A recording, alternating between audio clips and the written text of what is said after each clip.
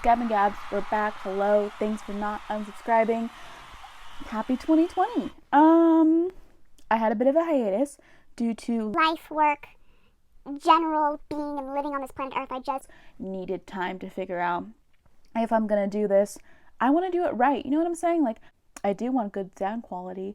And would you look at that? Wait, I don't hear any more ringing in the background. You know, like that little weird sound you would hear in my audio, because there's a microphone. Yes, I bought a little microphone, so now my sound quality is better, which means my videos are like 1% less cringy to watch. So I hope this sounds better for you guys going forward. You know, we're making progress. No more shake cam. We've got a ring light. I now have a microphone. The next thing would be to buy like a big camera, but you know, small steps, because girl has to get health insurance this year. So let's see, we got to put priorities first. Okay, so in this video I wanted to tackle my 2019 reading list, kind of an overview of like what I read this year, what I liked, what I didn't like. And let's be clear, did I read 50 books? No, not 40, not 30, not even 20. I read a total of 17 books this year. And I know for a lot of people, that's probably like a joke. Like, everyone's probably like laughing. But for me, my goal was to do 12 books this year, which meant like a book a month. So for me, I exceeded that goal. I think I could have done better, but I'm telling you, a reading slump happened and it was a yikes. So I want you guys to settle in, do whatever you gotta do, because we're just gonna go through it all here and now. I have a few of the books here that we'll talk about. And we're just gonna do it all. And yes, I'm wearing a Jack Skellington hoodie with zero, very on brand for me, if you couldn't tell from my little intro. Okay, let's get started. So let's go through my Goodreads. So I read 6,464 pages across 17 books. I can't tell if that's good or bad, so you can comment below and let me know. Okay, so the shortest book I read was Riding in Cars with Boys by Beverly D'Onofrio. That was 208 pages. And the longest book I read was Crazy Rich Asians by Kevin Kwan, and that was 527 pages. So I don't know, take that information and absorb it. I'm not sure what else to really go on that about it. Okay, so the most popular book I read was Ready Player One by Ernest Cline. It's in this pile. We're going to talk about it. And my least popular was Horror Stories by Liz Phair.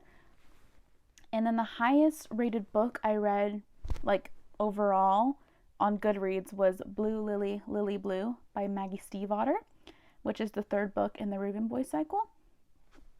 I think that's what it's called.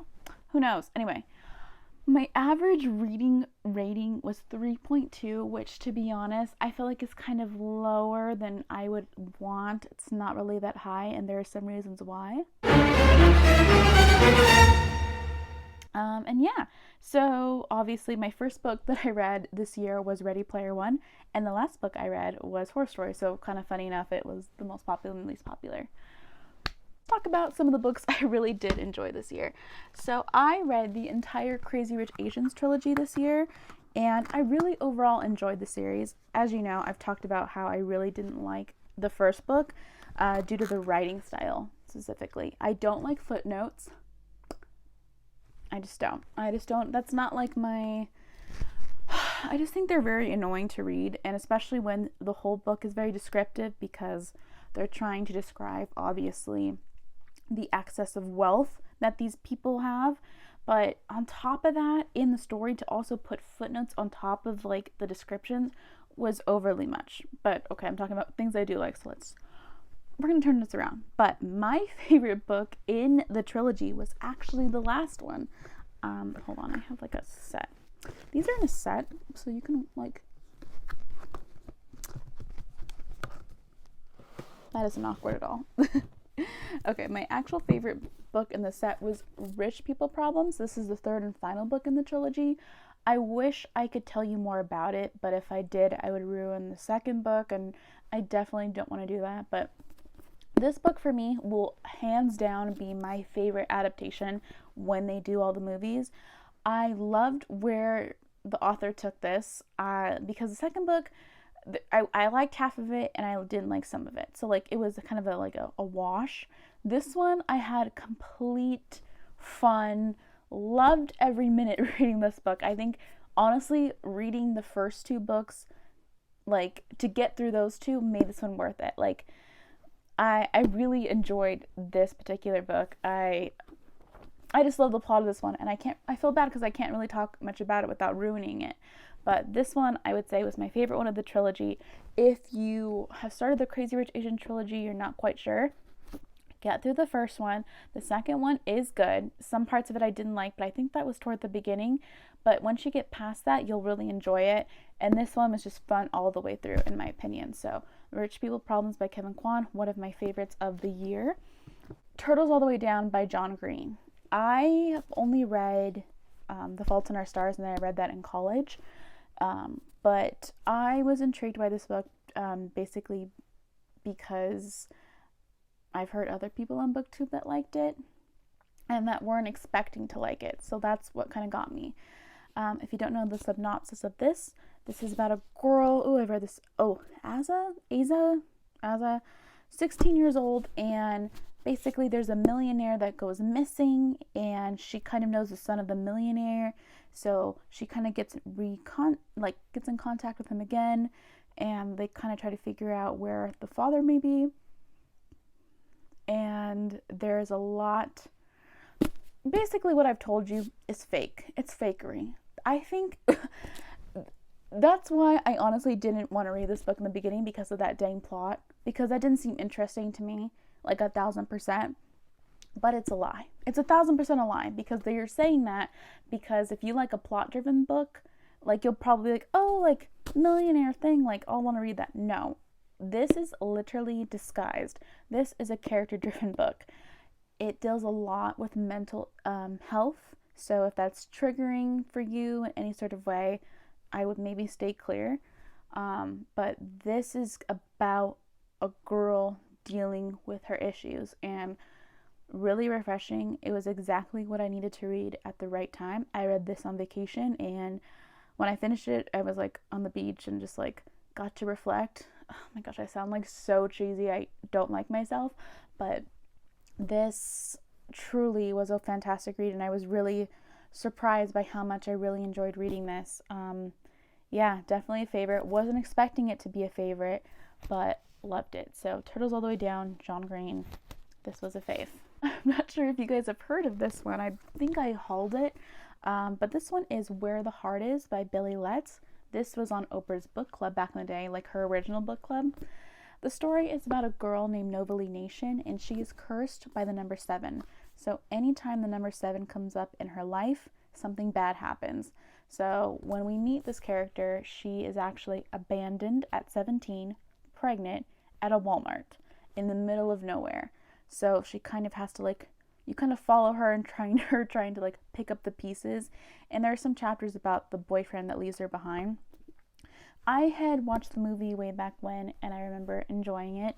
But when I saw it at my local bookstore for like a good price, I was like, let's give it a read. I will say, do I think this book is perfect? No. Do I think there's some issues in it? Yes. But overall, I think this was an enjoyable read. If you're familiar with the movie, you'll enjoy this. My favorite book of the year, and the book that I have shared with other people, I'm actually going to be giving it to my best friend to read herself. Is this going to be a surprise? Daisy Jones and the Six by Taylor Jenkins Reid. I bought this purely on hype. I'm not even gonna lie to you. Everyone was talking about this book. People were like hyping it up to like the billionth degree, but it sounded something that was like up my alley, and I'm so glad I did. I initially gave it 4 stars, but when I can't get a book out of my head, I'm pretty sure that means it should be a 5 stars, so I've upped it to 5. The synopsis is basically about these 2 musicians in the 70s. One is Daisy Jones and the other one is the band called The Six. And they decide to pair up together to create an amazing album. And after a tour in Chicago, they break up and nobody knows why. So you're now in present day where an interviewer is interviewing every single person from the band, also some other people that were entwined with this band, to figure out exactly why they broke up and kind of give an oral history. It's told in an interview format. I read this physically, but I've heard the audiobook's amazing because it's, different actors that are doing each role. It's a good story. It's told in an interview format, so a little bit different. If you want to change up like your reading style versus like a chapter, this would be it for you. I haven't read Evelyn Hugo. I own it, but I haven't read it. But I don't even know how it could top this. Some people like Evelyn Hugo more than this one, but I really enjoyed this one, so I'm not sure how Evelyn can do it. Watch me next year be like, oh my gosh, Evelyn Hugo was the best, and I can't believe I waited forever to read it. But still, this was 100% my favorite book of the year. I recommend if you're looking for a music-y 70s Fleetwood Mac vibe interview, this will get you. And it's going to be made into a TV show produced by Reese Witherspoon, so you already know, get on it early. Just be part of the hype early. So, okay. I'm doing this because I don't want to be negative, but it is what it is. I dedicated a rant to this book, a whole video. I edited a whole video and sat down and talked about how much I didn't like this book. And we're just going to get into disappointing, and we're going to start with that one because it's not a surprise.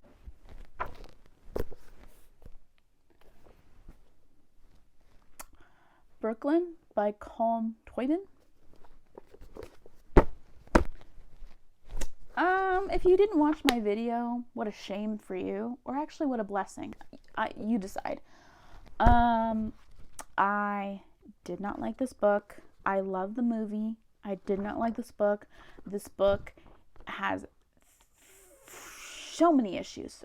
Trigger warnings for cheating. Trigger warnings for this woman in general, just not making any dang decisions. If you have problems with people not making decisions, then don't read this book. You'll be frustrated. It's insane. Trigger warnings for just a terrible love scene that's frightening to read, and I can't believe that was written down. Stick with the movie, like I've said in the video. If you want to hear more of my thoughts on that, go look up the video. I'll link it below. I don't know. Is that what YouTubers do? Well, that's what I'll do. All I gotta say is it's a no-go. It's an absolutely not. I only spent a solid $3 on it, and honestly, kind of wish I didn't. Okay, the last book I read this year was disappointing as well. How sad. Okay, this is Horror Stories by Liz Phair. I received an ARC of this, which is my first ARC, this is my dance of first ARC dance. Very exciting. Very happy. This will always hold a special place in my heart because it's the first ARC I've ever gotten. But unfortunately, it just didn't do it for me. I love memoirs, autobiographies.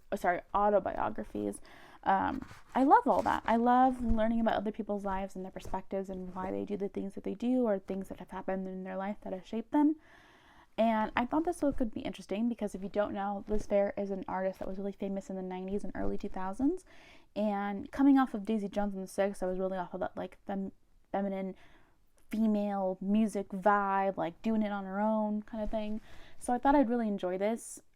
What was interesting about this memoir in particular was that she focused only on the bad portions of her life. So it wasn't going through her whole entire life. It was just the worst moments of her life and what she learned from them. Interesting concept. I don't know. All I can say is that when I read it, it took me a long time to read, a really long time to get through some of it. Super long chapters, and I felt literally some of the stories were almost too similar. It was weird, there's 2 chapters back to back where she's stuck in New York. It's really weird, and I was didn't I just read this chapter? And I'm oh, it's the same but different. Yeah, no. I just really didn't. There were some stories I definitely could relate to and I really enjoyed, but the majority I did not like. And also the ARC, I just want to preface this by saying, I'm missing chapters 14 and 15. Do I think those 2 chapters are going to sway me? if you can see my face, that's going to be a no. I don't think those 2 chapters would have made a difference. But overall, I didn't enjoy this book. Gave it a 2-star. I don't think I'd recommend it. And we're just going to slightly put this down. I don't want to say I didn't like this book. I would say this is the most disappointing book. And this is really hard for me to say because this book does mean a lot to other people, like Angela from Blonde Books, and she's the reason why I actually picked this book up in the first place.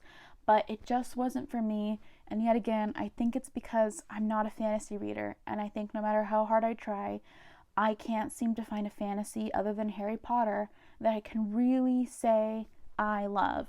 A Curse So Dark and Lonely by Bridget Kemner. This is the first book in the series, and it's a Beauty and the Beast retelling. I picked it up because of Angela and it had cerebral palsy rep, and I thought, what an interesting take. I love Beauty and the Beast. If I'm going to read a fantasy, it's probably going to be this one.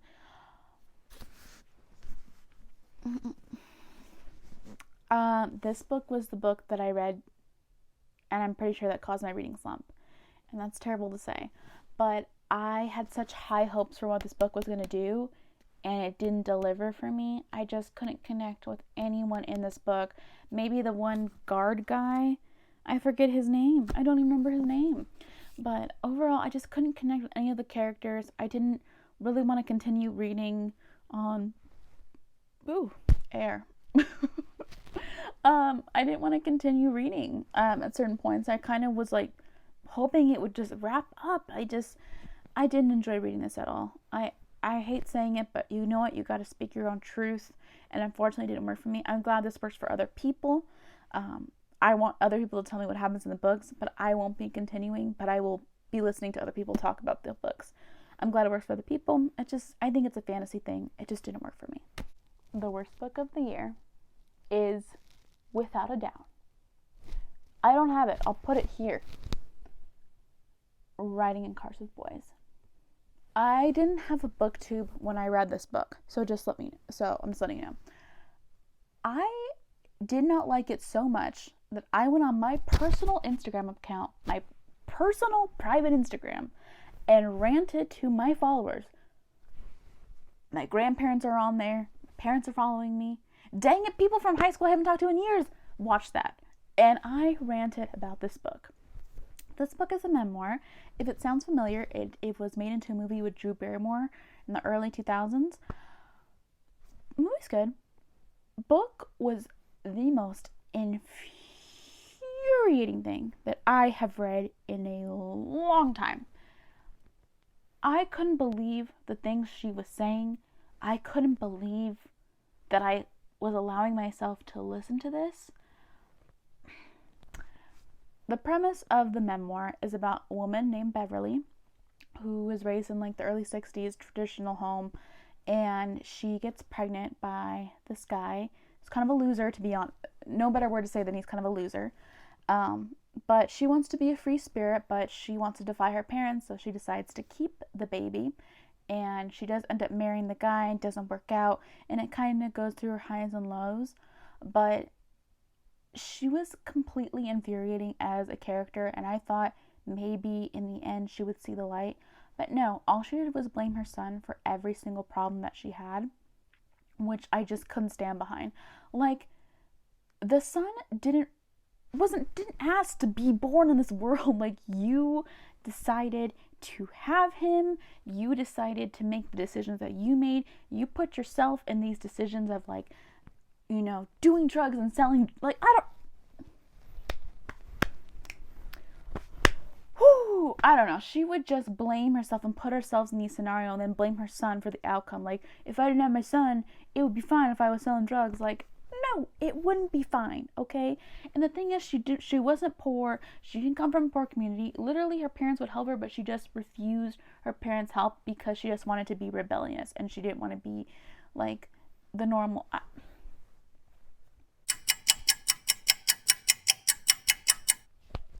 I'm trying to calm down. You couldn't tell. I didn't like it. I just didn't like it, and I didn't think I got anything out of it. And if I did get anything out of it, it was, if you don't want a kid, don't raise a child just to defy your parents. raise a child because you, like, I don't know, want to see the same thing? I don't know what to do, so I'm just moving my hands around because it's so infuriating. I'm putting myself back into me reading that book, and I'm like, yeah. Worst book of 2019, possibly ever. I don't know if I'll ever read another book that was that awful. Brooklyn came close, but the thing is, Brooklyn was a work of fiction. Riding in Cars with Boys was pure truth. None of it was fiction. That's a real story. So I think that's why it took the cake, if you know what I'm saying. And yeah, okay. So that was my reading year. I didn't go through every book that I read because no, this movie. Oh my gosh, who am I? Steven Spielberg. This clip is already long enough, and we don't need to go through every book. But I will say thank you for watching. Thank you for still continuing to subscribe and watch. And I look forward to kind of just showing you what I have for the rest of the year and to make some more videos. And yeah, so okay. Oh, hold on, let me think of my outro. What do I say? Hi, my name is Gabin Gabs, and it was nice to meet you. I'll see you in the next video.